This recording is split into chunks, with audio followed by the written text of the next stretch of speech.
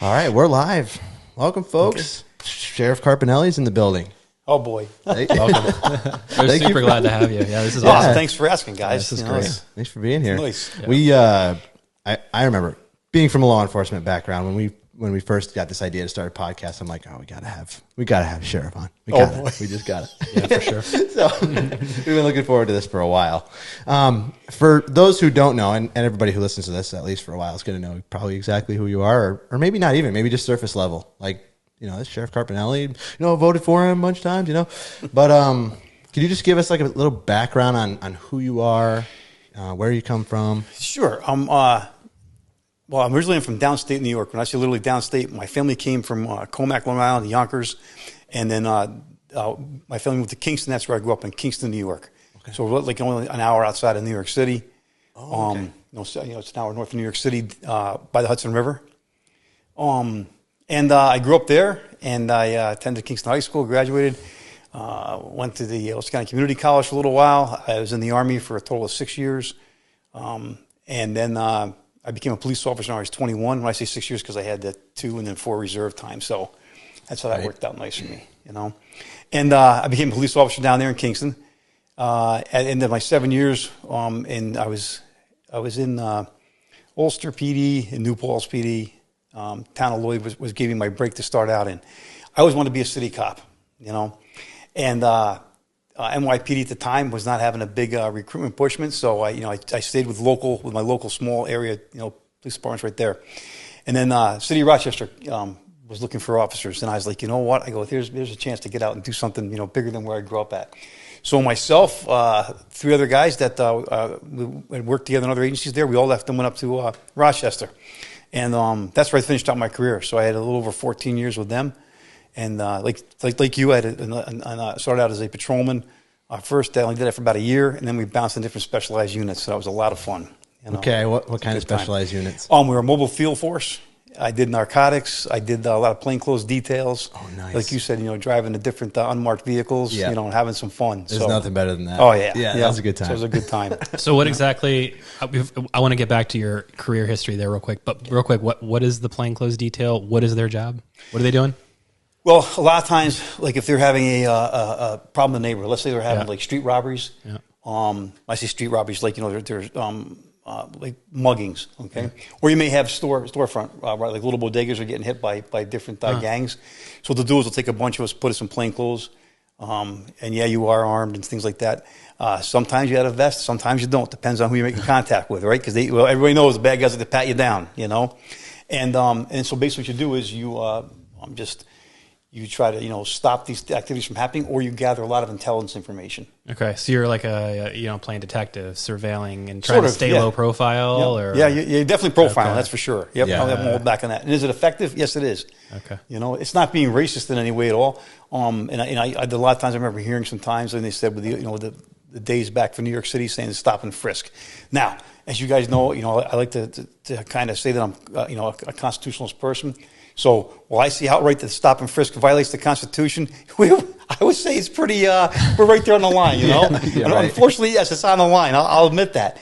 But was it effective in stopping a lot of crime before it happened? Yes, it was. Unfortunately, when you're working that fine line, if you step over that line with the public, then you might as well give up the detail, And that's what started to happen down in New York City, is why that stop and frisk went away too, So yeah. Did you see the series Flint Town? Did you watch that? I did not. Man, you would enjoy it. Okay. So they have, I think, around 100,000 residents, and they have 97 cops, I think it is, total. That's administrative and everything. So they were saying that they were in the top 3 in crime in the nation before the water incident in Flint. Lots of crime. Okay, gotcha. Yeah, like robberies and assaults would be like days before an officer could get there, because there was more stuff to get to. Wow. But interesting that you say that about the plainclothes unit and stop and frisk, because a new chief had come in and said, we're cracking down. And for a few months, they went out and just took everybody off the street for every little thing.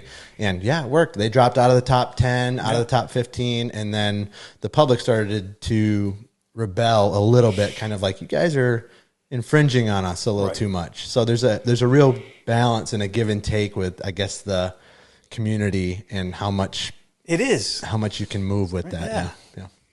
Interesting point. It makes it, like people who don't work the job, being a police officer, it is a hard thing to understand, because you take an oath, number one, to protect the people, uphold the Constitution, and then of course enforce the laws, right? So when you're close to that line where, you start seeing people like, listen, you're violating my rights, and yet you're an officer, you should know better, Well, that comes down then to the way that the officers are making the stops. How far are you infringing on their, restricting their freedom, and how you handle people. If you act like a jerk, they're going to be jerks back to you. So, Yeah, when I came in 2015, that was when the big push for de-escalation started to come in. So we were in a lot of that kind of training, and it's interesting that you mentioned kind of how you treat people on the job, and they reciprocate that. It's true in most cases. I won't say all, but most cases. Even some of the most hardened criminals, if you treat them well and with respect, they know. So yeah. Anyway, back to your history. A little tangent. Let me see. So I finished out my career in Rochester. I retired from Rochester. Okay. And the only reason why I retired, I'll say, is I said this back before when I ran for sheriff there and things, is I became a dad at the age of 42. I never expected it was a little miracle, and we weren't going to have children like that, and this popped up. She popped up, and I said, that's it, I'm out. And I wanted to be around her and everything. At the same time, that prior year, we had bought a camp up in Osceola, New York. So that's what brought me to Lewis County. Oh, and that's what brought me up here. Now I've been we had a camp, we belonged to a hunting camp up on number 4 road, on Stillwater Road, just outside of here. Yeah. And I belonged to that since I was a young kid, like 16 years old. So I've been coming up this way a long time with my uncle, and fishing, hunting, and then I started snowmobiling a lot when I met my wife, and she's a big snowmobiler. So that's why I ended up buying a place in Osceola. So when I went to retire, I said, listen, let's move to Osceola. And of course, she looked at me and said, you're out of your mind, And I said, no, I want a place where it's going to be different and quiet to raise my daughter. And I'll tell you what, I have no regrets. I'm so glad I did it. And when I got here, I was here for about 4 months, and then I got on the sheriff's department part-time, working for Rex Patrol, and that's another funny story. I've told a bunch of times, different things, but I'll tell you guys again. So there was a deputy named Mike Levicker. He used to work for the sheriff's office, worked for me, good man. I'm coming out of my driveway on my Grizzly, on my ATV, turning on my road, and all of a sudden I see this truck behind me, pickup truck, and it's got lights on. So he follows me back into my driveway. I'm like, okay, what did I do? What am I doing? So I stop the officer. Hey, how you doing? He walks up. Good, how you doing? You live here? I said, yeah, no, I live here. He goes, but do you have some ID with you? I said, well, as a matter of fact, I do. And I didn't ask why I stopped. So I got my ID out. I have to have my retired tin and my ID with me right there. And he goes, where are you on the job? I said, no, I just retired. Oh, I said, can I just ask real quick? I said, why did I get stopped? He goes, well, you can't ride in this road. It's a closed road. So, of course, being a city boy, I go, and where I come from, a closed road has got barricades up, and usually DOT guys and everything. This isn't closed. He goes, when I say closed, it's closed to ATV traffic. And I said, are you kidding me? In Osceola way out here? So that's how it came about with that. And so Mike said to me, yeah, no, if you're a resident here, just drive from here to the trailhead. Okay. So he comes back the next day, and my wife sees the truck on the driveway, and my wife says to me, I think you're going to get a ticket now. I go, yeah, I kind of figured something would come out, if he's coming back up. So he comes to the driveway, and he gets out, and he said, he goes, are you interested in working still? I said, well, I don't know. I said, I just retired. It's been, what do you do? And he said, well, I see you like to ride ATVs. He's like, well, I do. He said, like to ride snowmobiles? I go, that's why I came here, because I ride snowmobiles. He goes, well, we have a part-time job that they call Parks and Recs. I said, let me talk to the wife, and I'll let you know. I really appreciate it. Well, here's, call the sheriff and this and that. So talked to the wife about it. And, of course, she said to me she enjoyed me being around for 4 months, but she said, you need to get out of the house. I can take care of the baby. Good timing. Maybe she called him to come back. Yeah, and job. Yeah. You're like a high-energy individual. I didn't feel like retirement was going to last very long.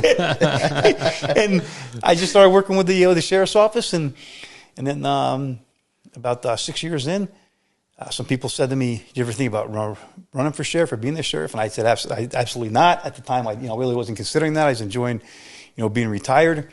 And I thought to myself after a little bit of that, I talked to some of the people in the agency, and they said the same thing. And I said, listen, why not give it a shot? It would be an honor to do it, I thought, and I still feel that way very strongly. I thought, and it was just very something different that I never, as being a city cop, you don't get what the sheriff's guys do, what the deputies do and stuff. Mm-hmm. As city cops, either you have a partner or you ride alone, but you're a tight group. You have precincts and roll calls and all that kind of thing, different atmosphere in the sheriff's agency. So I ran for sheriff and got elected, and here I am, and I'm very thankful for it. So, That's quite a journey. Yeah, no kidding. Yeah, so your career in Lewis County started with an almost traffic citation. Yes, I did. Yes, that's funny. Yeah. Was it important? Was it important to have the support from your coworkers at the time? Is that kind of what made you realize maybe I could win? Well, this? yeah, it definitely is important, especially if you're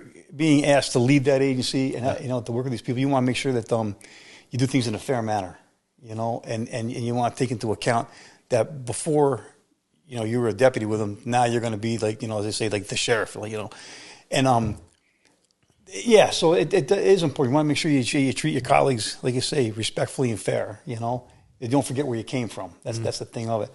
And it was even more so to hear people from the community that I had interacted with as a deputy. That kind of just really got me going. Wow, why not? And of course, the first thing, Brock, I'm looking at is what a different world this is. Right. People are waving at you with all 5 fingers. You know what I mean? They're not flagging us down, throwing stuff. So I was like, what a nice community. So I wanted to do that. I thought if I'm going to live here, then become part of it. So how long did you say it was before when you took the deputy job to running for the sheriff position? I think it was 6 years. 6 years. I believe it was 6 years. Yeah. Wow. So in 6 years, I mean, Lewis County is a small community, and you're not from here, right? I feel like that's a pretty impressive feat in 6 years to be voted the county sheriff. Like, it's not easy to come into a small community and win the hearts and all that. Like, it's a challenge as an outsider. Yeah. Like, honestly, people just they got to know your name. They got to know who they're voting for. It's kind of comes down to it. It's not always it's not always a character thing, but right. They just, I know who that person is because I know their last name or whatever. So yeah, I feel like it's more impressive. What do you think it was that made it possible for you to do that? Just like interacting with the community for 6 years and obviously gaining the respect of the community, or how did you pull that off? I would have to say, interacting with the community. I mean, how you treat people. I was, like I said, the whole time when I was coming up here when I was 16, I had an uncle that always told me, when in Rome, do as the Romans. You're in somebody else's backyard.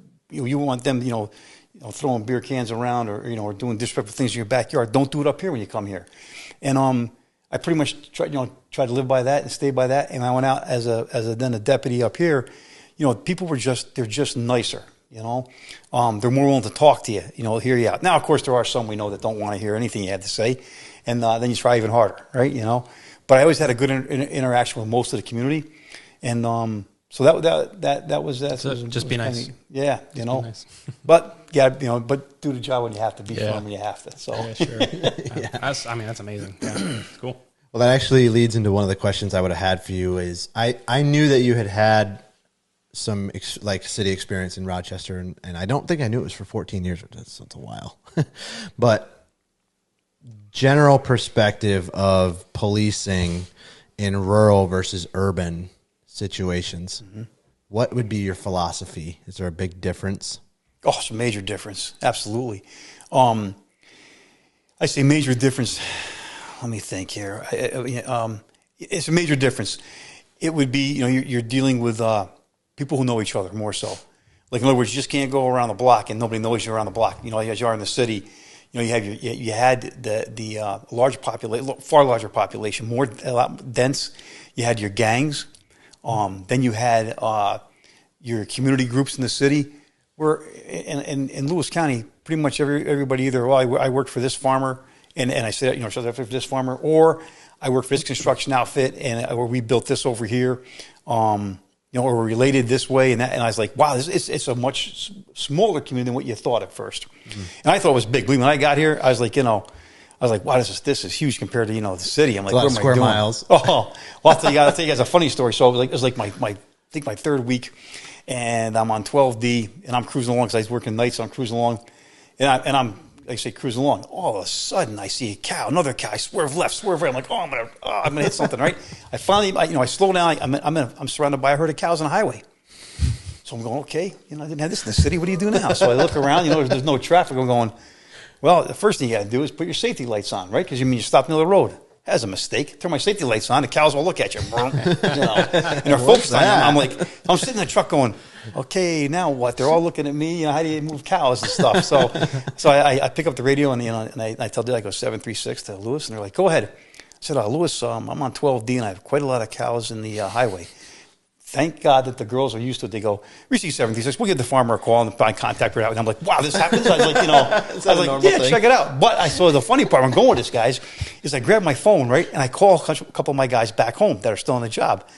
And I say, hey, fellas, what's going on? Talk to me. Like, you're not going to believe where I am. Like, what are you doing? I go, I'm out here on a highway with probably about 60 cows surrounding my vehicle. The first thing guys in the city started laughing, and one guy goes, are they armed? Need backup, mutual aid. Send everybody on its rate. So, of course, they're breaking my chops. But let me tell you, there was not a better feeling than to hear the voice of that farmer come out and watch him move 60 cows off the road, and of course, he comes over and tells you can turn those lights off now. Yeah, like, okay, thank you. Thank you. Dispatch goes, did you turn your lights on, Sheriff? Yes. He turned his lights on. They're all chuckling in dispatch. So things like, some of that simple, it was pretty neat to be in that kind of, an environment. And then there are things like, we end up going to, some, of course, they don't have many of them anymore like they used to, but a house party, out in the middle of nowhere.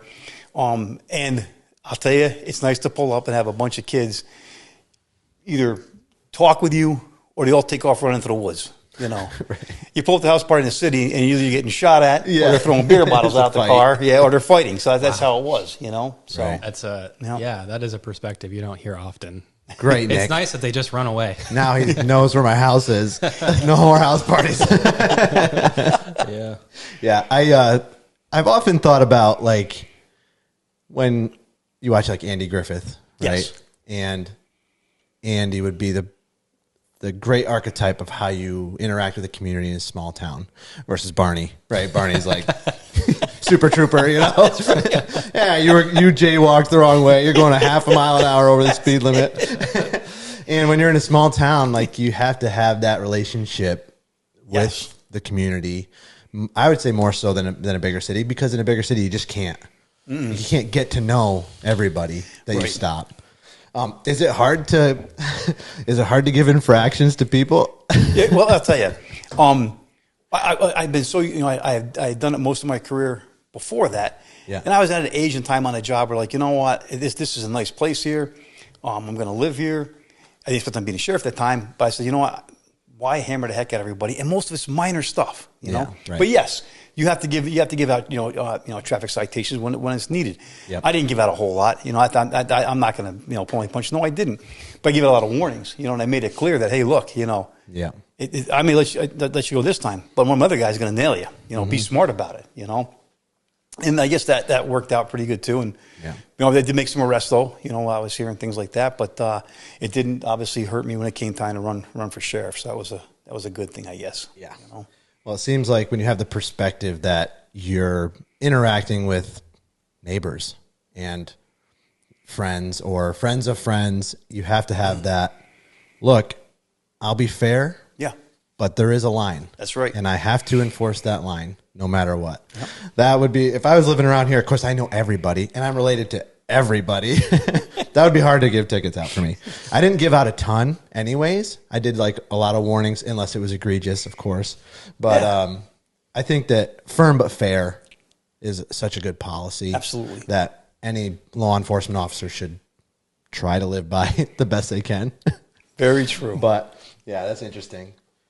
I love the idea of your perspective going from gangs and all of that stuff to then cows surrounding your car. It's about as far in the spectrums as you can get. What is one of the biggest struggles or hurdles that a small community or a sheriff's department has to deal with that maybe a city wouldn't have to? I would say it's as close as people are in Lewis County and the neighborhoods are. There are times that there's always a couple that constantly go at it, like the Hatfield McCoys. Okay. And, no matter what you try, no matter how hard you try, and you have to try every time, it calms down for a while and then it blows up again. Then it calms down for a while and blows up until it either dies out or until somebody moves or maybe by a miracle they finally give up, fighting with each other. In the cities, it was different. Like say, you had, turf wars, gang things, like that. You handle that in a different way, as we know. So I guess, Brock, with Lewis County, that's it. Sometimes you just look at and you're going, listen, you guys are neighbors, or you got to go to, or you both have to go to craft tomorrow morning, work together. What are you doing to each other? That kind of thing. Yeah. And so that I say it would probably be the way that you'd be like, look, we're still neighbors. You really want to press charge on him, and you're both going to go. Well, not anymore, but you both would have gone to jail together for the night. If you've had bail. Yeah. And what good is that doing either one of you? Kind of thing. So things like that. Kind of the relatable big picture, getting that through to the person you're talking to. It's like, how far do we want to go with this? Right. At what point can we kind of grow up here a little bit and just learn to live apart, agree to disagree. It's going to be okay and move on. But that's interesting. We got Hatfields and McCoys. Roger that. Roger that. Nick, you got anything to add? Do you find it difficult to disassociate emotionally from these situations, or do you find that pretty easy? Like, if you're working in the small community and seeing the same people, generally, I would imagine it would get easy to become a little more emotionally attached. But when you're dealing with these situations, is it easy or difficult for you to make a decision based on maybe how you feel about the people in a good way, not so much a bad way, I expect, but yeah. Oh no, I've never had a problem, knock on wood, in my career. Like you say, when I think that the military helped me shape my thinking to a degree as far as your self-discipline. You have to have self-discipline, and you also have to treat everybody fair. If you do one for one, you got to do the same thing for the other, and so you better be careful where you start doing for one. Think about what you're going to do before you make that decision. How you're going to talk to them. And especially with your heart, you got to be careful with your heart that way. You're right. So, would I feel sorry for some, and then others, I would be like, well, listen, you put yourself in this position. I mean, there's nothing I can do to, a different story. Somebody put a gun to your head or a baseball bat and said, I'm going to, you chose to do this. Now I will do what needs to get you help, or try to, get, the best legal, advice or, say a good word for you in court. But right now we're going to put the handcuffs on and you're under arrest. That's it. Yeah. I can imagine you get to know people in a small town and you find yourself wanting them to make the right choice in a particular conflict. And I don't know, it would bum me out and have a hard time going to sleep at night if you start to see a lot of bad choices being made and you really emotionally want people to make the right choice and you encourage them and they fail over and over again. And you probably see that a lot as a police officer. And just to be able to disassociate from that would be difficult. Nick, I say this too, if you don't have a heart, you shouldn't be doing this job too. You got to have compassion for your fellow human being. Mm-hmm. When you see people doing the same thing, over and over again. Yeah, I mean, with some of the things that maybe I'll bring some up later on down here in the interview because it's going to be a little more serious, where I feel about this. But I'm not going to say any names, but one particular family that I interact with all the time, and they're very good people, and their family's very good people. But their son got into some problems, and he did some goofy things at times, and he had to spend some time in my jail. Well, yeah, he knows me by my name. I know him by his first name, and I understand that some of the situations that this person had in life was not a good thing. But hey, whether I would see every day and go to work and say hi or shake hands with you, now you're inside this facility, and you have to conform to what the facility rules are, and that's where you go. Hey, you go. Listen, this isn't. I'm talking to you at the cafe having coffee.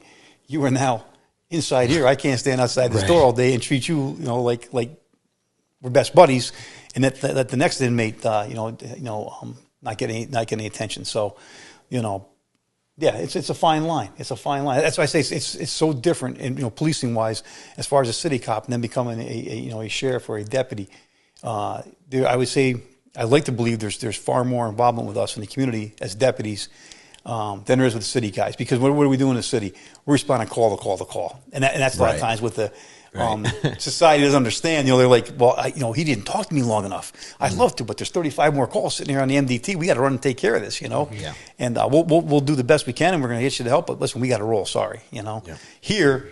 Most of the time, you can take the time to do that. Now it does get busy. I mean, we are still short staffed as far as road patrol goes, but for the most part, our men and women handle it very, very good, and you take time to resolve the conflict, as I say.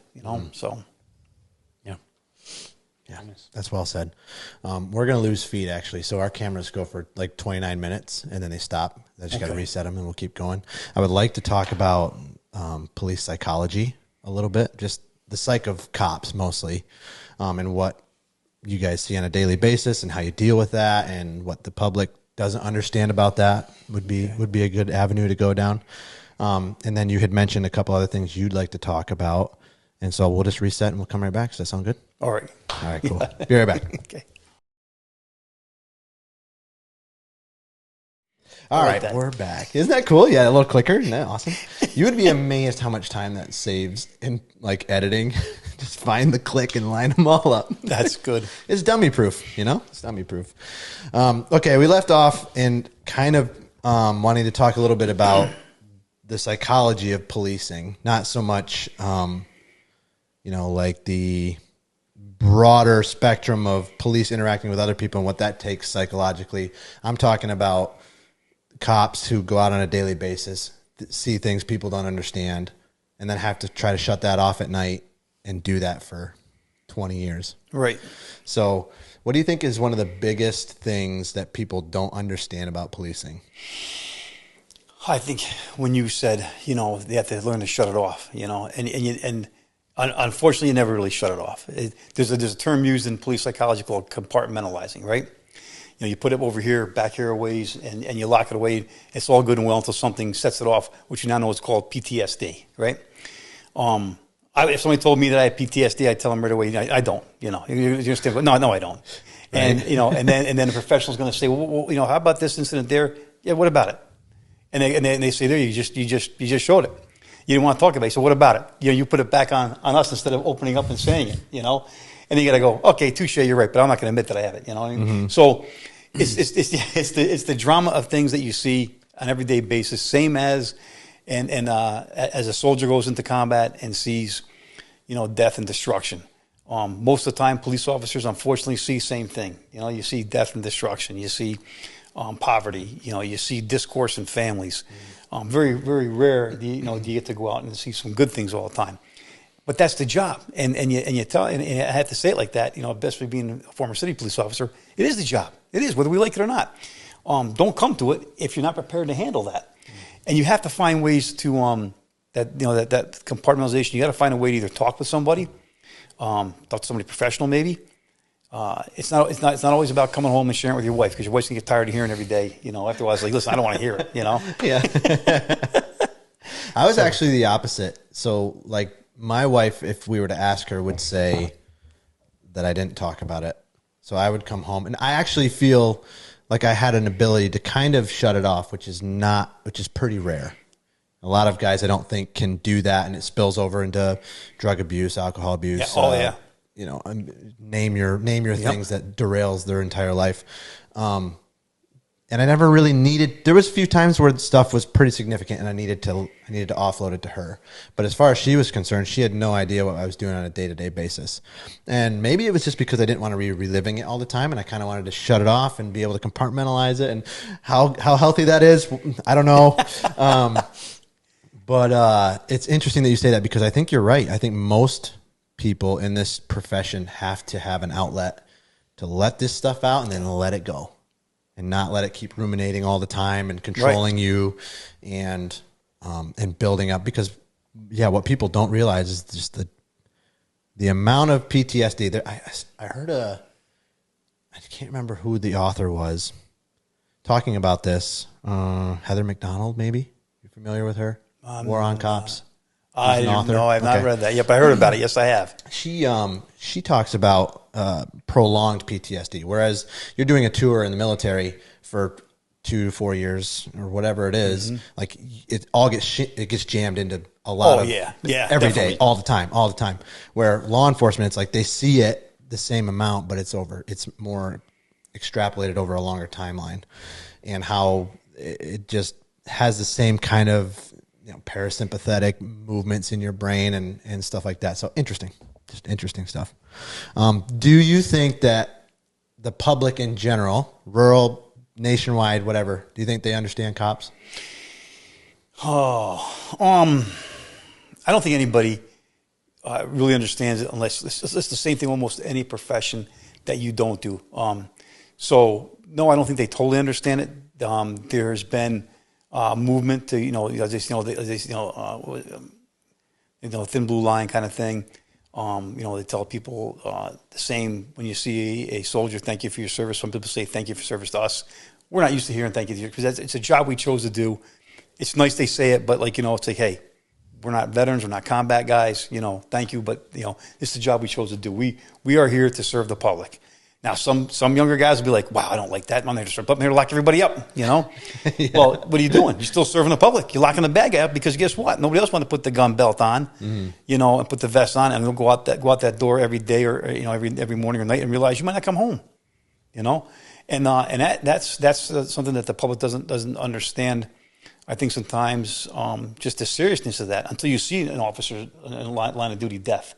I mean, what we just saw down in Syracuse last year, that was tragic. To lose 2 members of 2 different agencies at the same night, the same incident. I mean, that just doesn't happen in years here, and it kind of shocked the community. But knowing that we're officers, knowing the job that has to go out and be done, yeah, it can happen, and it did. So, now the public doesn't get it until you see things like that. But it's okay though. You know what? Here's what I say. We are not only here to enforce the rules and the laws and do the best we can to keep order in society, but you're also an ambassador for the people. You're hoping that if you treat people the way you do, so will the rest of them that see that forward. Your neighbor will do the same thing. That's for me anyhow, that I hope. And I remember even being a city cop. We're down in the ghettos. We know what that's like. And you're a white cop, and let's say you're down in a complete Hispanic area or a Haitian area. It could even be Oriental, whatever. If you showed respect, that's the biggest thing. Show respect to them, whether you get it back, whether you get it or not. Listen, we're wearing the uniform that's representing everybody from that city, town, county. Show respect. You might get it back most of the time. Sometimes you're not, and that's part of the job too. And you have to be able to, as they say, suck it up, Buttercup. You have to go out there and do the job. But I also feel that after 9/11. Especially say it on a day like today, right? That the things changed for us then. It was, people came back to, enjoying law enforcement, appreciating it. And absolutely, look at the fire department. Here's another thing to go on a later moment here, okay? So both my brother, he passed away, 2 years ago, good kid, he was 44 years old, as a cop. And, we used to always say to each other, he'd call me up and go, he goes, I just finally realized what you said. I go, what's that? He goes, you're right, we should have been firemen. I go, I go to the scene as a cop. He goes, the house is okay. I mean, they got a kitchen fire maybe. These guys unload 100,000 gallons of water into the house. The people are flooded out of their house. They lost their pictures, but the house still standing. They come out and they say thanks to the fire guys. He goes, you and I kick in one door. We kick in one door, and we're the bad guys for breaking the lock on the door. Right. You forever. I've never thought of that. That's you really? Point. Oh, that's. Am I right? That's a fact. Yeah, everybody loves the firemen. They just destroyed their home. Thank you so much. Yeah, thank you. You're a hero. Nothing is the fire guys out there. I don't want to get that started. So, but they're. We always used to have. Of course, we had a softball team.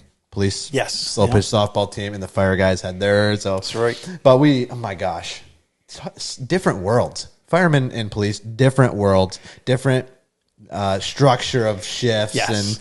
And are you familiar with Dr. Kevin Gilmartin? I am not. Okay. I'll have to send you his book. Okay. It's actually, I have it pulled up right here, and it's called Emotional Survival for Law Enforcement, a guide for officers and their families. He came and spoke to us at our, not at our graduation, but a couple of years after we were already on the road, came and spoke to the whole department about mental health. As it should be, there's a big push for that at the time, and talks about being able to, officers are in a heightened sense of awareness all the time. And the way that that plays on your psyche is very different when you have possible danger versus a perceived objective that's dangerous, like firemen. So if firemen get the call, they know they're going to something dangerous. Right. Okay. So your brain is allowed to then function more efficiently. Whereas when you're not knowing where the threat is and you're at this heightened sense of awareness all the time, what actually happens is, and the data they showed would extrapolate that you're here when you're on the job. And then when you come off the job, you don't go down to baseline, you go below. And then you're back up, and then you're below baseline. Whereas firemen, when they know what they're going to, they can heighten up, and then they come back to baseline, kind of calm down. So I thought that was interesting, the difference between them and why they don't have all of the similar issues that law enforcement would have with divorce rates, suicide rates, and alcohol use and all of these things. So very interesting, because you'd think, they're both first responders, so they're seeing the same stuff. A lot of times they are, especially when they're going to accidents and pulling people out of those, and it's traumatic. So it is. Yeah, interesting. I'll have to send it to you. And what you brought up there, Brock, you're right. We're both first responders. So I got to tell you, I am not a big proponent of being called first responders. I think it's another step towards, and of course I only interject my politics once here. It's another step towards socialism. To me, you are taking away that specific name of that organization, what they do. We're police officers, we're deputy sheriffs, they're firemen. Wouldn't turn around and say a fireman puts out, it's the roasted marshmallow patrol. You know what I mean? It demeans them, right? I mean, Sure. that's what I'm trying to say. Okay, Sure. So here comes the first responder. No, here comes the police. Yep. Here comes the firemen. Thank God, here they come. Because those guys, they got the hoses, they've got the training, they got the equipment to do that. And that's why it makes it easier for the media to say first responders for everybody. We're first responders. But to a young generation of children, when they say these guys are first responders, well, they see a uniform. That's a fireman and that's a police officer. But when they put EMTs, police and fire, into one category of first responders, that takes away the importance of the job, and it does not separate each job that way. Right. Yep. Like here, okay, just going on a funny note again. I can't help this. Okay, so in the city, we carry fire extinguishers in a patrol car. But if there's a house fire, like, hey, listen, get the fire guys. I don't even want to deal with that. Okay, so where I was going with that was so you pull up the fire thing and you're going, come on, we're the fire guys. They got to get here. They got the equipment. I didn't take my little extinguisher and put out the steps of the front porch. Right. I mean, that's what you're going to do. So the firemen show up, look at you, and going, "What are you doing with this fire? Get out of the way!" We got the hoses. The same thing is, you see a bunch of firemen driving by, and somebody's in a fight, and they jump out to get involved in a fight. Not a fireman. That's what I mean. Is that we work together, but it's the separation of each job, and the importance of how what the community thinks of it. Oh yeah, it's hard to aspire to be a first responder if you're a 10-year-old kid. What's that? It's hard to aspire to be a be a first responder. That's something to that too. Yeah. Like, I want to be a police officer when I grow up, or I want to be a fireman when I grow up, or an EMT, or it's interesting. Yeah, the reality is they may show up at the same time sometimes, right? But they're completely different jobs. Oh, definitely. They're just polar opposites in most ways. I'm sorry, I keep going. Sorry, because I look at something because it just does that. All right, all good. Okay. Every once in a while, I get something. If I don't check it, the next thing I get a phone call or something. By all means, he takes his job very seriously. I'll never forget how fast you ran out of the shop when you had a call on your lunch break. Poor guy. You just got your sandwich nice and hot, and then there you went running out of the building to respond to a call and didn't even get to have your lunch. I know, sacrifices that these guys make. Part of the job. Right. Part of the job. That's it. You say it next again. I'm sorry, I can't with this. I fall back to my city stuff because I've had great times here, but it's a much higher activity level, obviously in the city. But you talk about coffee and stuff, right? So my partner and I we roll out a roll call, and we had a roll call from like 7:15 night till 7:30. Yeah. And then the first thing you do is go get your coffee, right? Oh yeah. And then you drive to get your coffee. Of course. So my partner wanted to do something else. I said, listen, let's just get the coffee, get it over with now. And he's like, All right. He goes, you know what's going to happen? He goes, I'm telling you, we're going to get our coffee. I go, but you stop. Just roll in. So we roll in Dunkin' Donuts. You know, we're in the drive-thru. And we're getting our coffee. And, of course, the radio goes off. And I'm hanging out I got my cup of tea. And he's got his coffee. He looks at me. And he looks at me like this. And the dispatch is calling us. And he goes, I go, all right, I'll answer. I go. So I grab the mic, and I go, 275, and sure enough, it was something that was heavy. While I'm talking on the radio, I take my cup of tea and I put it up on the roof of the car. Because you don't want to put it on the dashboard, put it on the roof of the car. Okay, put it on the roof of the car. My partner puts his coffee on the dashboard. He's the driver that night, right? So we're sitting there listening, and then we hear, it's just shots fired. Well, he puts the car in drive and steps on it. Hot coffee flies off in his lap. Hot tea rolls off the back of the car. I get burned on the arm, and off we go. Can we get you guys some cup holders? It's just the way life is, That's how it goes. So that's hilarious. Wait, there's no cup holders in these vehicles? Well, I in the days when I was in the car, I didn't have cup holders. Okay. Yeah, the bosses didn't want it because they knew, you make a mess. Generally, and I have to forgive my fellow officers. Cops are slops. Okay, I don't care how they look in uniform. That's Get true. in the car sometimes and see what it's like. They're terrible, But there are some guys that keep them impeccable, Yes. But a lot of times we're like, hey, we're too busy, Yeah, it does look sometimes like my toddlers were back in the cruiser, just throwing crumbs everywhere. And there's just ketchup packet. Oh yeah. Yeah, you're Cops living are- out of it, right? That's right. In reality, you're kind Cops of are living out not of it. always the cleanest. Go ahead, Nick. No, yeah, it's you guys need cup holders. We had cup holders. You probably have cup holders now. Now we have consoles. They have phone holders. You got this and that. You got everything in the car. Do you guys have the cool magnets on your radios? Or is it into a clamp? No, ours was into a clamp. We'll see the next model of car that comes up because we're changing over from one make of vehicle to a new make of vehicle. So we'll see what they do. Away from the Explorer? Yeah, they're going with the Explorer. So going to Tahoes. Oh, bummer. Tahoes are cool. So we'll have to get used to what those headlights or taillights look like. Yes. Take a picture. Dang it. Finally figured out what the front of the cruiser looks like. I remember when they switched from the Dodges. Yes. I don't know which department, like if it was city or they'd switch from the Dodges to the Fords, and that was a doozy. You thought you had them figured out. They switched it up. That's funny. We had I told this story last episode? Yeah. 2 episodes. Was it last episode? 2 episodes ago. It was Kurt's, yep. Yeah. About being courageous in business ventures and just taking the leap. Yep. And I told him my first day in a patrol car, my own car, they had like the metal clamp that goes into another clamp. You know what I'm talking about for the radio? Yeah. And you get shoved your hand up in the dash and it was like terrible. I was like, we need a high power magnet that's just enough force where you can just set it on and pull it off. 6 months later or whatever it was, every cruiser had one. No kidding. See that? I missed my. Yeah, that's how it goes, doesn't it? Billions of dollars. Yep. How many times you sat in a patrol car and I'd have these great ideas, and then somebody else comes out with it, right? But as a cop, you could have been a rich guy instead, if you come out with that idea. It's true. Yeah. It is true. That's so funny. Okay, let's see. So I already handled that. Could you just speak a little bit to the social climate in the last 4 or 5 years with policing and law enforcement, defund the police movement, bail reform, police accountability bills. What has it been like to run an agency during that time? It's been keeping the morale of people is a difficult thing, that way. I'm more blessed in this area with the crew that I have than I think I would have been in a city atmosphere. That's for sure. As a sheriff, and I know that there'll be some people out there that at times will think, well, there's Carpinelli again doing what he wants to do. I'm not doing what I want to do. I'm going to do what's the right thing and what's going to keep the police work on a professional manner, keep their like I say, the morale up, and still want to go out and do the job. The political atmosphere that started a few years ago, it ruined a lot of good officers. The judicial.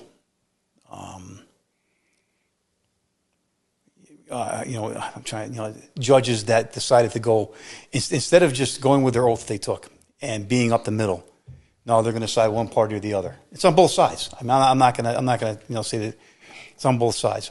They should have been impartial like they're supposed to be. And when they started pushing more of this rhetoric of the reimagination and reinvention of policing, that right there should have been red flags all over that right away. When the heck are we going to start reimagining and reinventing police work? That would be like saying, well, listen, they try to do it to a lot of things today in society as we see. How's that working out for us? Not too good. Our children are paying a price for it.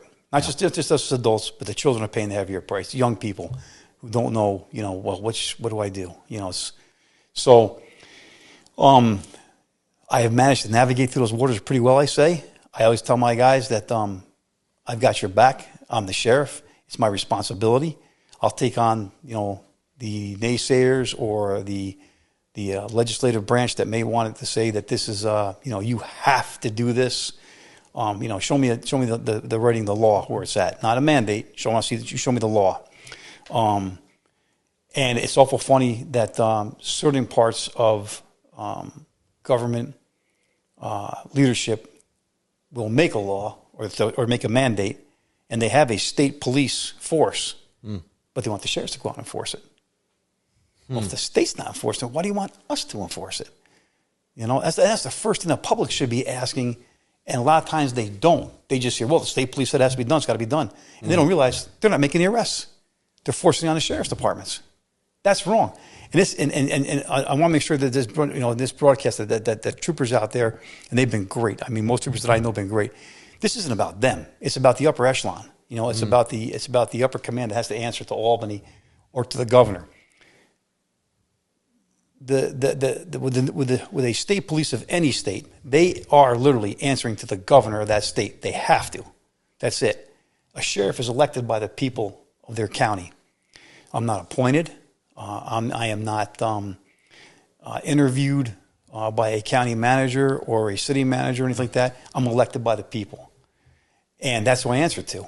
Now, I am charged with enforcing the laws, but enforcing laws that are righteous, that are correct, not for an agenda, and that also weren't, and I'll say, I've stood up to this already, back during COVID. They want us to, and I feel bad for some businesses that had to go through what they went through, to keep people safe. Now, there's no way in heck I was going to arrest anybody for not wearing a mask. Not going to happen. But if somebody came and called us and said, hey, listen, this person's sitting here, I don't want to be by them or whatever like that, you would find a way to say, hey, look, can you do me a favor? This person's wearing the mask because they're really concerned. I understand you just bought something you want to sit down to. Can you sit over on that side instead? It would make things life a whole lot easier. You're accomplishing what you want, and they're feeling safe. Right. And that was fine. They did that. What got me with that is they didn't expect the police officer to wear a mask every time, did they? How many cops wore a mask the whole time? You couldn't. Right. You just couldn't do the job that way. And how did we look? What was the persona of us wearing masks as good guys? Right. Coming to something that was bad. We grew up always as kids that what? Bad guys wear masks. Right. And it literally was just a mask. Yep. The people that wore bandanas. It wasn't a firefighter's fitted mask, with an air tank going to it. It was a mask covering your face. Yeah. Mm-hmm.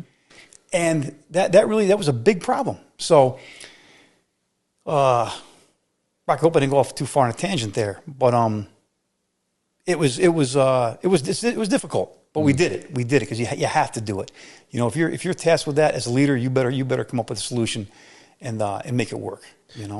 I like the way that you took that. Like instead of outlining maybe some of the outside perspectives you're taking it and saying, okay, I'm the head of the agency, and your first answer was morale. And how do I let these guys know I'm here for them? How do I let them know I've got their back? And we'll navigate this the best we can as a team, as a group.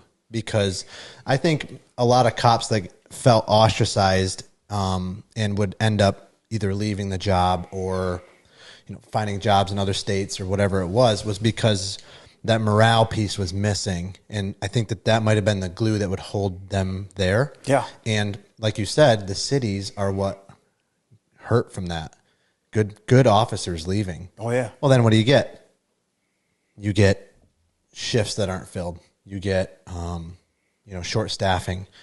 Then you have to lower your requirements for hiring because people aren't coming out for the job as much. So then who are you getting to hire? Well, maybe it's not that upper echelon, the cream of the crop that maybe you had wanted for candidacy. and then it just kind of snowballs. Big time. And it just cyclones, and that's just a great answer. It's just a testament to good leadership when you can see an external force or an external problem, internalize it, and then set an example for the people around you that we're in this together and we're going to get through it together, whether it's civil unrest, whether it's COVID, whether it is any issue on the horizon. The officers or the deputies who went through that with you will know that going forward. So, yeah. How do you, let me ask you a tough question here. Oh, it's all right. How do you differentiate between, you say righteous laws that are righteous, and what is the opposite of that? Okay. Mandates that aren't actually law? What do you mean? When I say, I'll start out with where we learned in the military first. A lawful order is an order you have to carry out. An unlawful order, I don't have to carry out what that commanding officer tells me. I can say, sir, I'm not recognizing your rank. I'm not recognizing what you just told me right now. It's an unlawful order. I'm not going to do it. It takes a standing. It's a pretty tall thing to do that. Right. So when I see a law that was passed or a mandate that was done in a where it wasn't, I say not deliberated. I say deliberated. I'm going back to my police part. Legislated properly. Mm-hmm. It wasn't going through the system. It was just, I'm the governor, I'm the president, I'm signing this. Mm. And I say that it doesn't matter if it's Republican, Democrat, I don't care who it is. But when you thwart the process of the Constitution and you thwart the process of legislation through the people that have a voice, that's not a righteous order. It just isn't. If it's born out of fear, it's wrong. It's not. There's no science behind it. It's fearful. Then it's incumbent on me to listen to the population, and it doesn't always have to be, as they say, the majority, because sometimes the majority is wrong. Sometimes it can be wrong, right? I mean, majority of people can be wrong if they're given the wrong information. They think it's right, no, I heard this and this is I know so. That's what happened back then. There was so much fear that we had no idea. But when there was common sense deployed and employed, and you took maybe 5 more minutes to talk to somebody, and then they scratch your head and go, yeah, you know something? Thank you. Okay, you're right. It's not that I'm right. You just finally came to the conclusion yourself through the thought process that when you think about it and you had time to go, yeah, that's just not right. So that's what I talk about by a righteous, law that's been through the process and done the right way. Mm-hmm. The legislative process is important, and I think that there are people in place whose job it is to. There are many jobs in place that they hold these positions. It's their job to make decisions on laws that are passed or mandates that are handed down, and some that go through the legislative process and some that don't. And we typically think of those people as these higher up lawmakers that we never see. They're like phantoms in the background that make these laws. And that's not true. That right. You're a you're a county government official, and that's your job. And so I think it's important to remember that when push comes to shove, I don't know if you'd seen anything in your career like the COVID time, but when push comes to shove, the people that make decisions on what is law, what is mandate, what is enforceable, what is constitutional, what is not, how to look at something. Do we look at this constitutionally, or do we look at this more at a county level? What do the people that elected me want? There are actual real people that we know that it's their job to make that decision, not just some higher up state senator or whatever that we've never met in the background that is making these decisions. They're not the only people that get to make those calls, and you're one of those people. And I think you handled it really well. Oh, well, my personal opinion, which probably doesn't mean a whole lot, but I think that what does matter is the fact that you're still here. You're still the sheriff after that debacle. So, well, thank you. I always say this: it's not just one man; it's a whole team. And you have to have a lot of good people. And one thing that I'll fall back to the city cop. You ask your teammates, what do you think? The same thing with you know, when I was in the Army, you know, it's like, hey, before we go, you know, charging San Juan Hill, is this a good idea? And we've only got, you know, 2 bullets and 2 rifles, and they got, you know, 16 guns and, you know, 30,000 rounds, you know. So you try to, you know, you try to put that to everybody's, and then you are the ultimate person in the end to make that decision. Right. So even though you've gathered all that intelligence, you let those people know that you're the man making the sole decision after that. And that responsibility solely rests on my shoulders. But you definitely have to take in, you know, if you sit there and think that you're the only guy that's got the right answer in the room, then you're wrong most of the time. Yeah. You know? I saw a stark contrast between how city appointed officials, we'll just put it that way, nationwide versus elected sheriffs handled the COVID restrictions. Night and day differences. With lockdowns, with shutting down businesses. It was almost like you could see if somebody was beholden to something else versus the people. Right. Because there was a lot of sheriffs who said the same thing. I listened to, I don't know what council meeting it was, but you were speaking to them. And a lot of what you said was exactly what you're saying now. And it's right. I have a duty to protect the people here, and I'm not going to infringe rights because of fear. And I'm going to ultimately answer to the Constitution and my own convictions. And that's just right. It's just right. And the people shutting down businesses and, you know, closing parks and enforcing all of these things it was kind of wild to see. But I appreciate your perspective being like, I'm really not answering to anybody but the Constitution and this, and having the courage to stand up to that and be a force was great to see. Well, thanks. I got to tell you, we had some good support from that. And if I can just go on another story. So they had a thing called the pause orders. You ever hear the pause orders? This is what the governor at the time, so people could call what I call the rat hotline, rat on their neighbor. Okay. You know? Right. For and they did. COVID violations. Oh, yeah. Yeah. Well, those pause orders came to every sheriff. Okay. Yep. And it was given to you, and you know, it's like, this person just had a birthday party. I'm like, oh yeah, great, put it aside. This person walked into so and so without a mask on 3 times. Oh, whatever. I got tired of it. I'm like, why are you sending this to us? And I made a little as usual, little ways back towards Albany and that.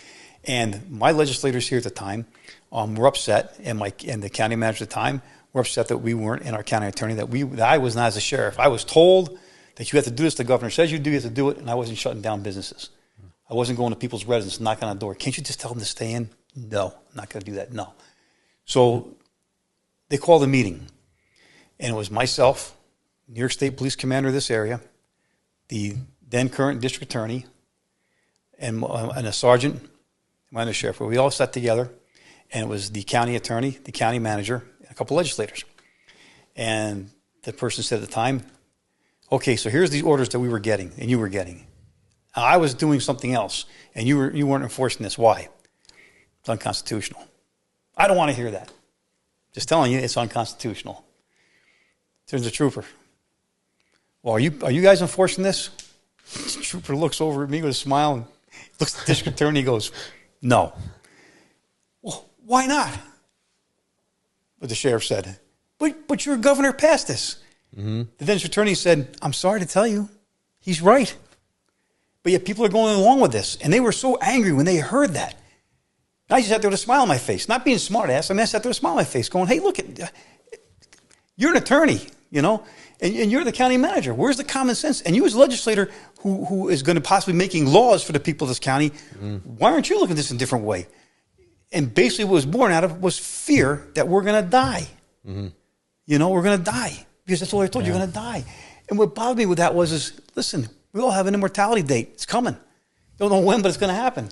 But this, you haven't seen in our society yet, where it was so crazy. Within 24 hours, they shut down an entire state by fear-mongering. Yeah, they ruined people's lives and livelihoods, and it ruined businesses, it ruined children. Yep. Yeah. Schools, graduations. Have been zero repercussions. Yeah. Weddings, my wedding. My wedding 3 times. I don't know how many times we rescheduled that bad boy. Well, let me tell you, Brock, I wish if you want to have in Lewis County, I would have had it for you. I had a gentleman that called me up in this county, And he said, I don't know what to do. My daughter's almost heartbroken here. She is afraid to come have the wedding now here because it's they're afraid they're going to come, lock up his dad. They're going to lock you up. They're going to shut you down. I said, where's the wedding going to be? And he goes, Sheriff's going to be at my house. I said, what time?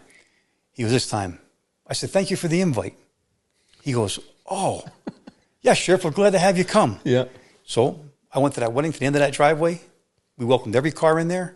I sat at the end of that driveway that if any New York State official came, I told them, anybody comes, not coming past me. Not going to happen. This is your private property.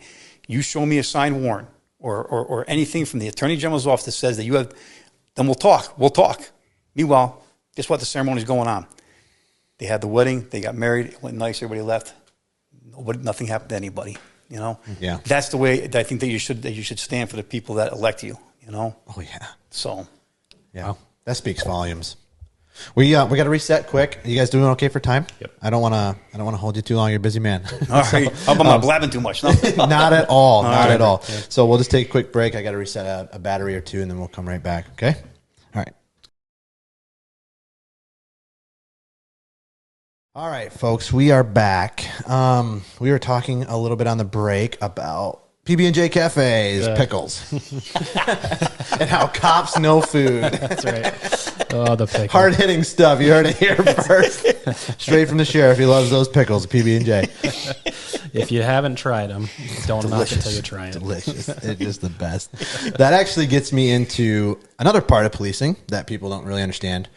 Shift work, coupled with high stress. Oh, yeah. Coupled with, mental issues and family responsibilities and overtime. And is it a focus of your agency in particular, or should it be a bigger focus in general across the nation, fitness, just overall health in policing? Does that make a big difference?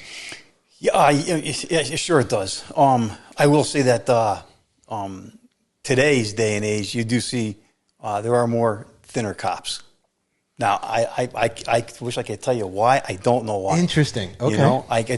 Back in my day, either we were all like about 25 pounds overweight, or we were all a bunch of muscle weightlifting. Yeah, juice heads. Yes, some guys are that was out there too, and that's what you saw. Very seldom you see the thin guy. And then if you did, you're just like, wow, ain't there something wrong with him? That's what it was like. You mean that way, but it was like, Yeah. But nowadays, most guys, most of them are in fairly good shape. Better shape than we were before. I don't know why. I think maybe there has been more of a focus individually to look upon what they do. How they feel in uniform, how they present themselves. Yeah. I don't know how they present themselves, but how they look, they're physically. Yeah. Some guys put a uniform on, how about that? They look terrible. Some guys don't say that. So, it's true. It's true. But it also is a big focus too on the mental factor too. Yeah. Yep. And usually, like I say, back in the day when a lot of guys were more overweight, it was because of the drinking. There was a lot more drinking going on in the day. There was. Yeah. I was not. I can say that. I was more into weightlifting than that and eating. I still am today, obviously. Shout out PB&J. So, I can tell you that when I was in the city, I wasn't on any medication at all. I worked out. I was working out. I had my own tree cutting business.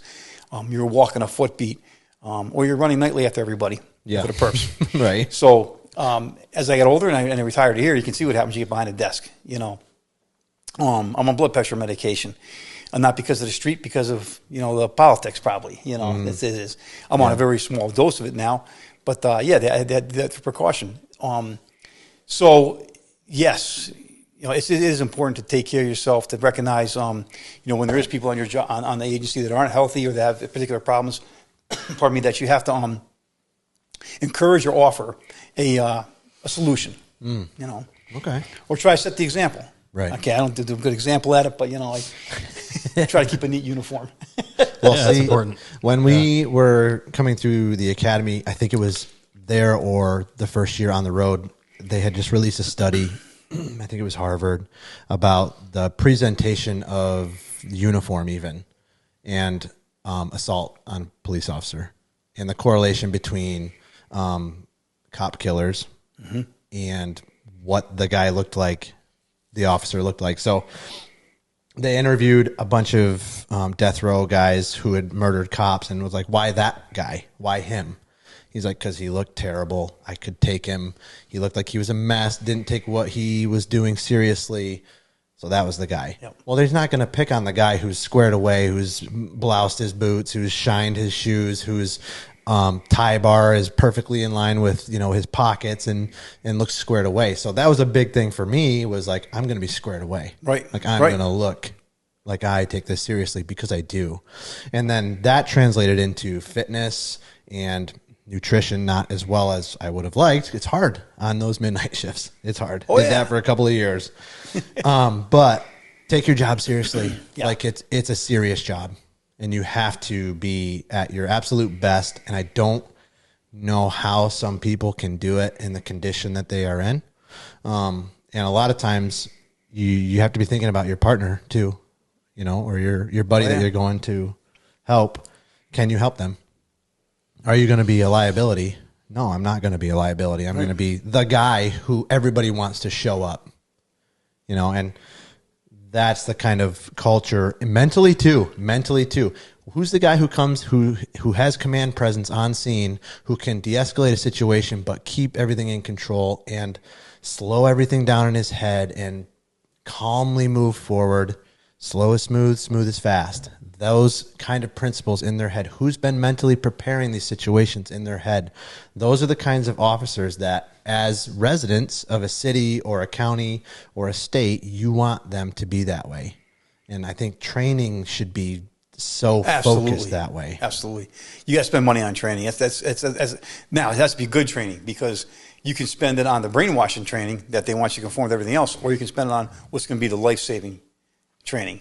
What's going to be the, like you said, when we show up, it's not the, okay, I have to wait for the sergeant to get here for him to make a decision. Okay, sergeant's waiting for the lieutenant to get here to make a decision. No, the officers should be trained just like in the military. From the lowest man in rank to the highest man in rank.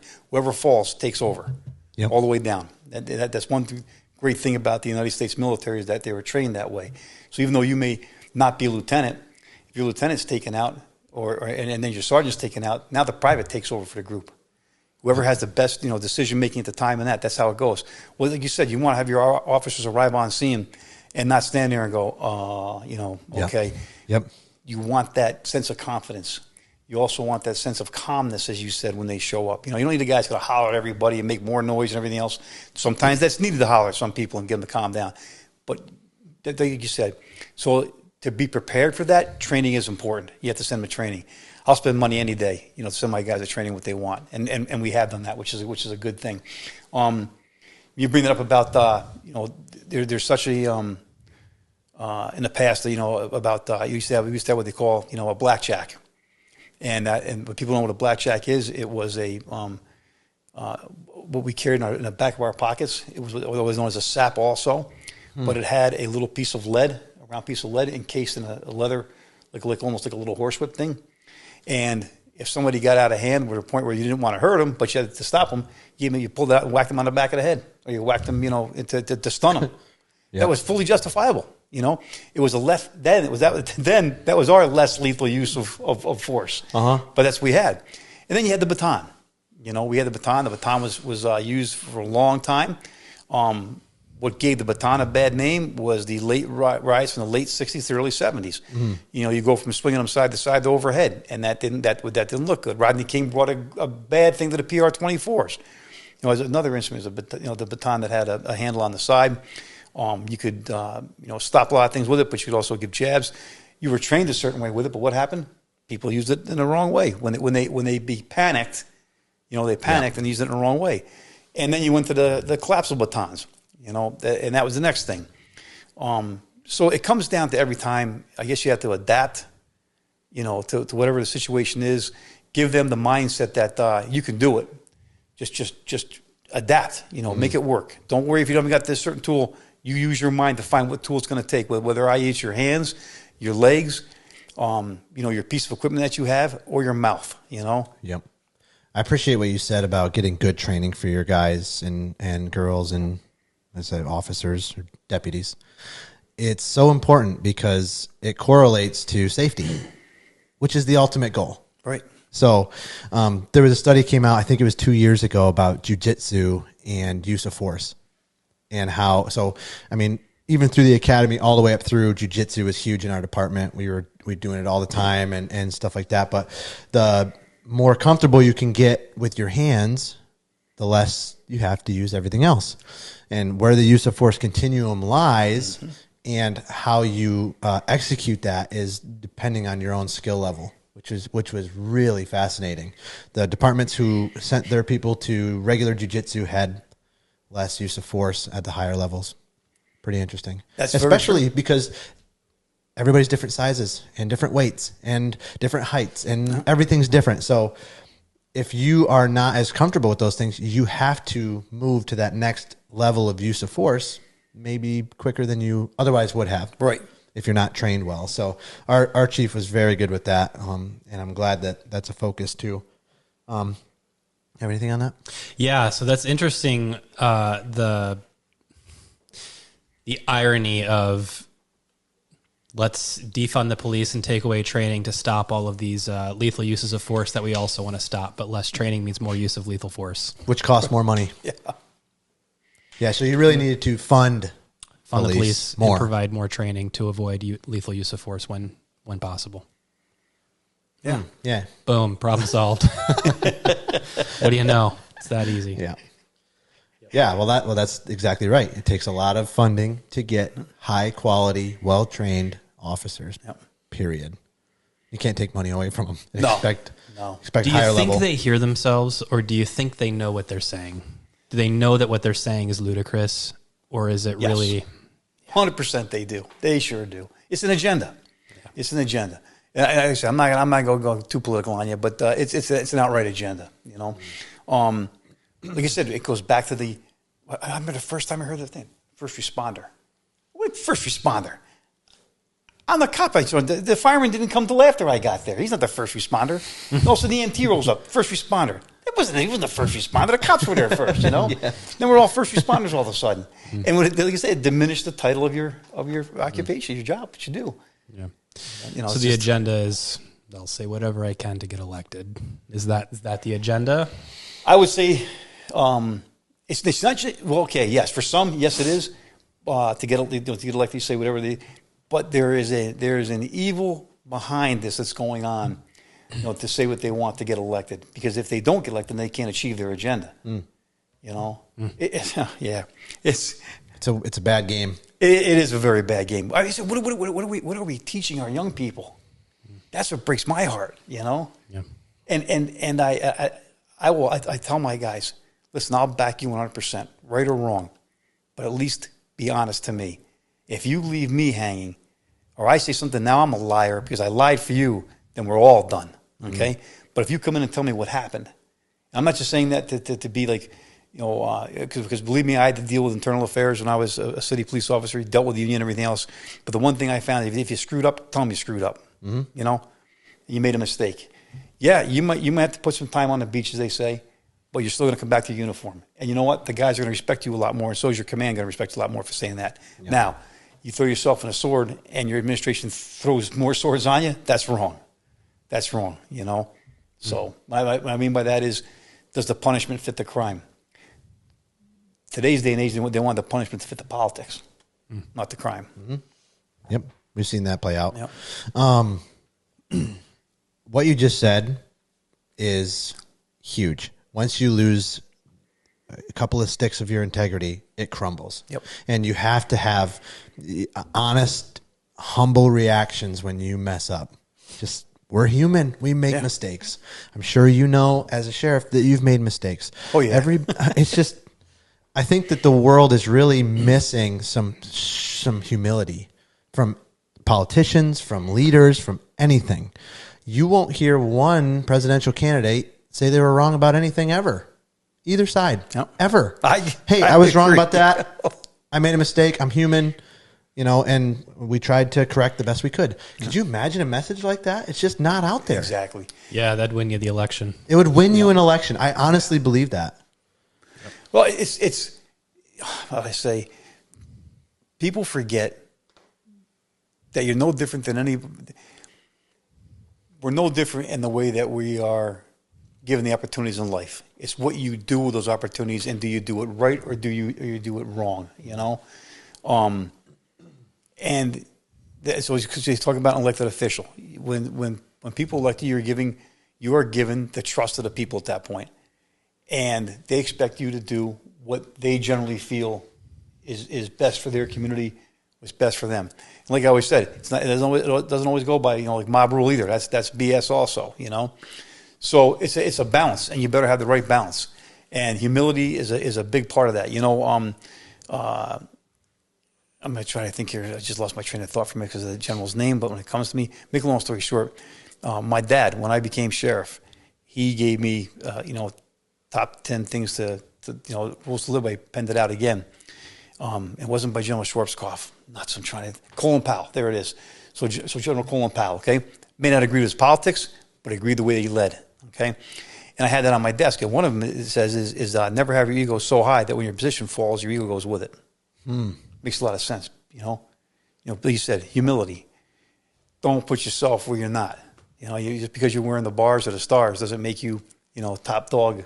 Along with that, you have to lead by example, lead by your mistakes, learn from that, and do the right thing down the road that way. So, is that a good segue into the governor run?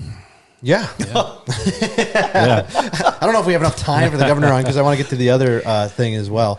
But I'll make it short. Whatever you guys do, I'll make it quick on the governor's thing. Real quick, that just reminded me of when you said, "Remember where you came from."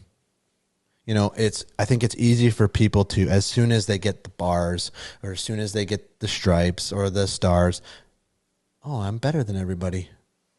And now my persona is completely changed. Yeah. And now you're beneath me and you do what I say. And you can just see the culture collapse on itself. Yes, you can. Yep. In business, in anything. I got a new title. I'm now the CEO. Forget that I was working with you in the same cubicle yesterday. Now I'm your boss. And how to balance moving up a ladder with power and humility.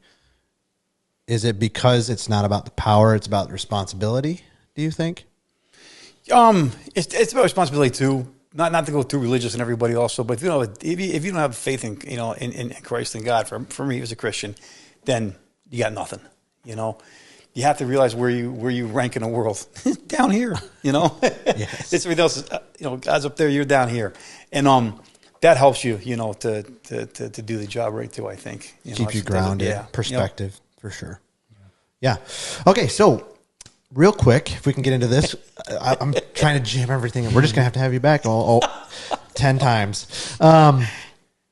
You ran for governor, New York State, and 2002 or 22? 22, yes, sir. Okay. Yep. And what motivated you to run? I got tired of all the pissing and moaning from everybody. And if you're gonna go to rallies and shoot your mouth off and stand there, how's the saying go? If you're gonna talk the talk, you better walk the walk. And I said, you know what? Let's do it. Let's just do it. I felt in my heart that and I still feel that way, but I felt I could bring that cohesiveness together again in the state of New York. That we could bring some sensibility back, bring fairness back, and stop with all the doom and gloom. It still is a great state. Does it have a little decay around the top of it now? Yes, it does. But when you brush that off, there's a great state underneath it, and that's what made me want to run. I want to be able to know that I had a great life for the most part, living here. It is so unfair that our children are leaving the state, and our friends are leaving to go somewhere else because of somebody's idealistics that doesn't fit, and also for an evil, I can't have to say it, but an evil agenda that wants to become a world domination style thing. So this you want to do that. Not here, go to the countries. I'm sorry. We were born on a nation of freedoms. We also had to have morals. You had to have guidelines. You had to have borders. You had to keep order, but under freedom. that we were allowed to, you can do this, but if you go too far, here's what's going to happen. So that's, I wanted to run for governor because I still felt there was an opportunity to keep this state in a good place. I learned a lot. I'll tell you one thing that still to this day disgusts me is the amount of money that you have to put into the so-called politics to try to get into an office. And when you go beyond your area and you get up towards the higher level of ranking within the parties, it's scary to see on how close they are together on the top part of the power group. That's no longer just separate. That a lot of them want the same darn control. They want the same darn power for themselves, and they forget about the people themselves. Without having a middle class, you have no republic. Does that make sense? Yeah, that is a message that is not said too often. Cohesive. Bring it back down to normalization for everybody as much as we can. I think when you pull a lot of issues, you'd be surprised how much everybody agrees on things. You're right. I would say that when you look at today's where we are, everybody's getting affected by either side's policies that didn't work anymore. And like the term goes, are you better off 4 years ago than you are today? That's applied through any good administration, that you can look at. And no, we're not better off today than we were 4 years. We're far better. We're far worse. So, Yeah, thanks for actually answering that question. Which one? That was the very first question asked in last night's debate. Nobody answered the question. It was, right. Well, here's my plan instead of yes or no. Anyway, when during that time, when you were going through that, so it's interesting you say that you have, the amount of money that needs to go in order to win, I presume is what you mean, or to at least, to make it fair, fair, I think is more, because I think anything's possible, right? But in order to make it fair, the amount of money that has to go in, that is something that I think people realize, like, you don't get a shot at winning anything on that level unless you got millions and millions of dollars, at least, for the U.S. presidential race and all that. I just wish that, and also elections are won through social media and the internet. Yes. Is a real campaigns. Yep. And I just wish that, however many people that would have, voted in that election would have had a chance to meet you and shake your hand. Wow. And how much of a difference that would have made. And I don't mean to pat your back while you're here in the room, but I remember thinking, man, if only elections weren't won through the internet and with money these days, how much of a difference I personally think that would have made. Well, that means the world, like you say, it's not easy. Talk about emotional. It's more difficult to do that than it is to do our job, run for office like that on a big level, because they attack everything that you believe in, everything that you stand for, and anybody in your family. But the money part, it's partially my fault, because I was very hard for me to ask for the donations. I just couldn't do it. I didn't start out. I mean, did we gain a lot of ground right away? Yeah, we did. I mean, we had a lot of North Country support, and I say North Country, not just up this way. I mean the North Country, and I'm proud to say this because Lee Zeldin and Andrew Giuliani. I became very close with Andrew. I was still good friends with Lee too. And I remember being told as time went on that you did not pull the money, but you're pulling. You got the numbers, and people are really looking at you. And so where I'm going with this is, you can tell what your influence was. I had Lee Zeldin call up and say to me, right up twice, Superintendent of State Police. You just get out of the race and join in, Superintendent of State Police. I'm like, yeah, no, thanks very much. Nice to be considered, blah, blah, blah. But I'm going to, okay. I had Andrew call me and say, how about we team up and become lieutenant governor? That would be great. But I can't sell out the people that I've been talking to take that position. I can't do it, Now, some of the people that were advising me were like, that's great. Other ones were like, you're out of your mind. You should have taken it. You should do it. Just join. I could not, because I'm telling people that I want to run for the governor's spot.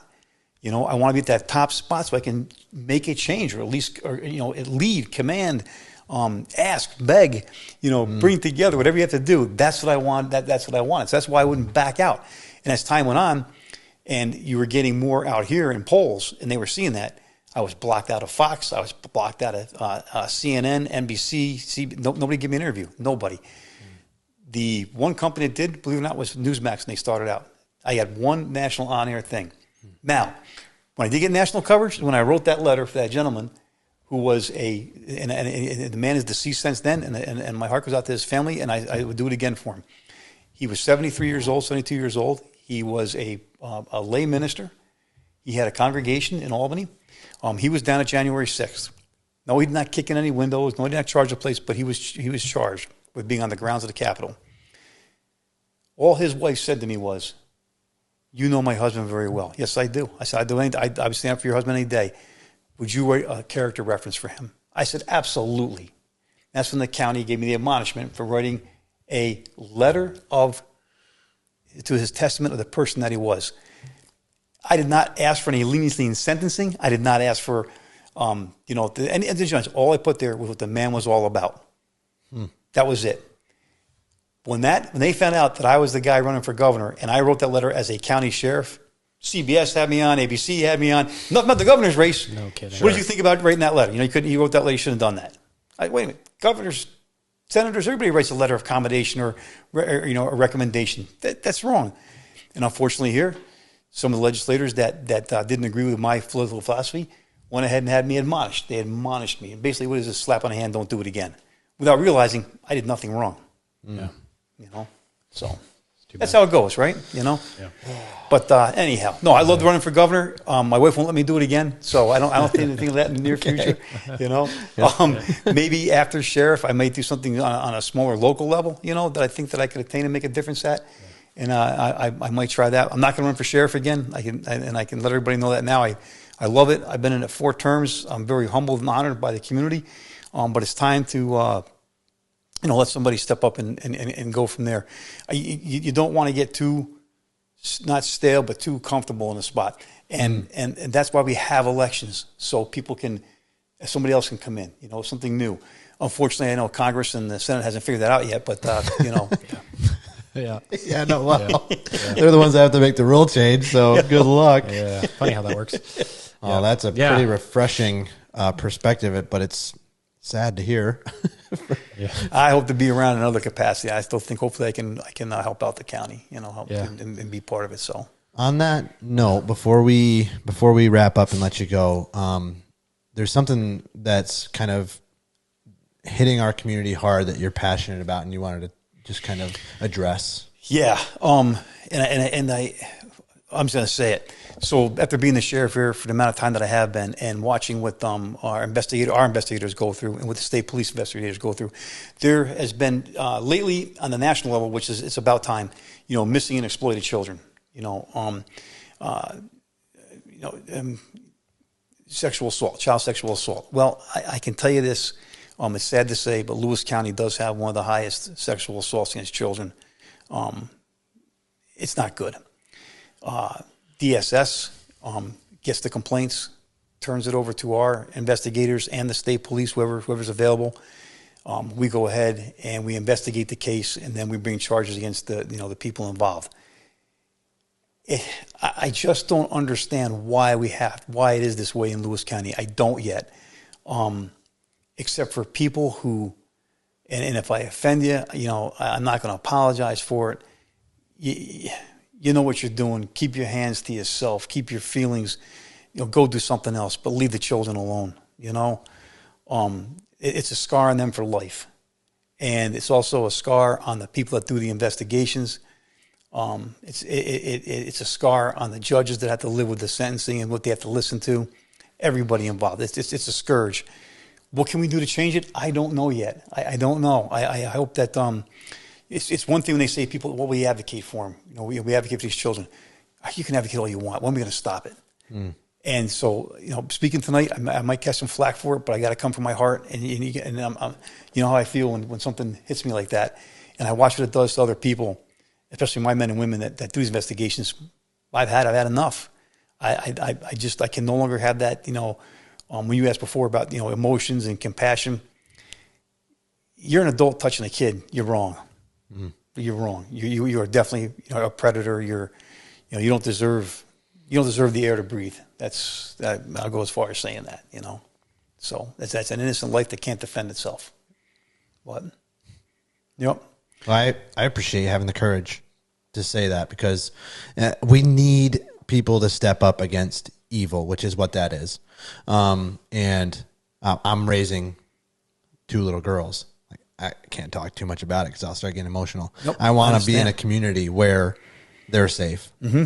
I want to be in a community that can band around something like that and make it a better place. So to hear somebody with your influence and your experience, kind of reaching out of that, it's like I wouldn't have known that.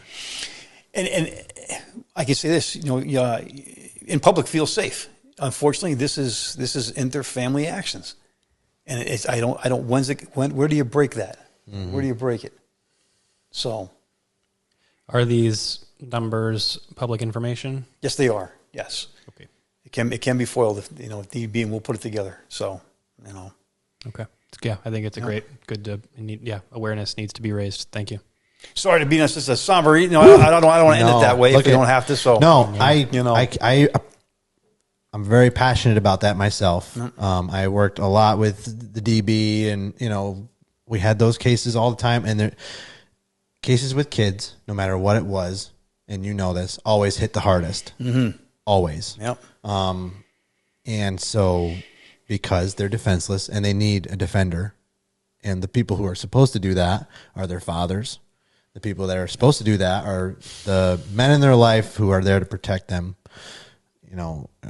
grandparents and such. And the fact that most offenders come from that pool makes it seem very helpless. Yeah. Like, okay, how do we fix this? No. It becomes, yeah. Like I said, I'm going to go again on my faith here, reach out and say it. But there's a lot of things can be turned around if people would just recognize who's in control. That if you ask, in the end, no matter what you have, no matter what you own, no matter how much wealth or not wealth you have, there's one person in the world to control, and you're going to have to answer for that someday. And you're better off starting now, to live by that if you can. Yep. And none of us are perfect. And I don't want anybody to think, the sheriff's being a preacher and saying his best. No, I'm a big sinner. Listen, I can tell you guys, I'm not going to listen. I don't mind saying this. You talked about on the job things that happen, right? What do we fall back to? Drinking, infidelity, gambling, all those things right there, right? So any one of us guys on the job have had that, but you recognize it, you get better, and you turn your heart over to where it belongs, or you seek the help for it, So, yeah.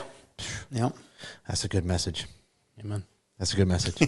Sheriff Carpinelli, thank you for coming. What a pleasure. Listen, thanks for asking. Pleasure. Yeah, and Nick, course. thanks. This is great. Yeah. I appreciate the time, and I hope I don't affect your ratings to go this way. Yeah, right. I don't think so. I just want to say, as if we can send you off with this, whether right or wrong or what decision made this way or that way, I think that you're an excellent ambassador for our community in. Well, not more than just, the law enforcement area.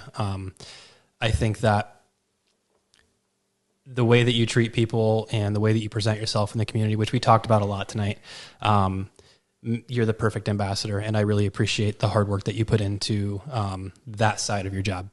Oh, thank you. A lot of good people around me to help me get to what we accomplished. But thank you guys, though, Yeah. And down the road, if you'll ever be interested to come on again, we'd love to have you on for whatever endeavor.